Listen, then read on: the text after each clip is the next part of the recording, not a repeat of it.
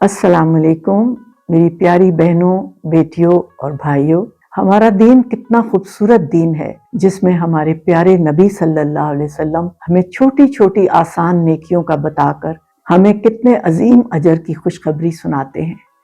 आज मैं आपको नबी सल्लल्लाहु अलैहि वसल्लम की जिंदगी का एक वाकया सुनाती हूँ। एक मर्तबा आप सल्लल्लाहु अलैहि वसल्लम सुबह की नमाज के लिए जब घर से जाने लगे तो आपकी ज़ौजा मोहतरमा हजरत जवेरिया रजी अल्लाह ताला अन्हा अल्लाह के जिक्र में मसरूफ थी। जब आप फजर की नमाज पढ़कर वापस तशरीफ लाए तो हजरत जवेरिया रजी अल्लाह ताला अन्हा उस वक्त भी अल्लाह के जिक्र में मशगूल थी। आप सल्लल्लाहु अलैहि वसल्लम ने उनसे पूछा कि आप उस वक्त से अल्लाह का जिक्र कर रही हैं, क्या मैं आपको ऐसे 4 कलमात ना बताऊं जो सिर्फ 3 दफा पढ़ने से मीजान में आपकी इस सारी इबादत से ज्यादा वजनी हो? तो फिर आपने उनको ये अल्फाज बताए, सुब्हानल्लाहि व बिहम्दिही अदद खल्किही व रिदा नफ्सिही व ज़िनात अर्शिही व मिदाद कलिमातिही सुब्हानल्लाहिल अज़ीम।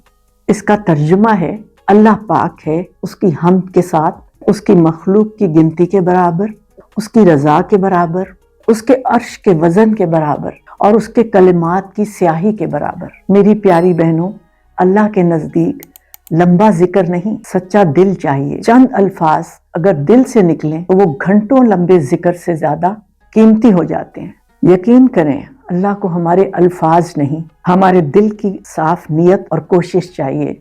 जब दिल हाजिर हो तो चंद कलमात भी अल्लाह के यहाँ बहुत बड़ा रुतबा पा लेते हैं।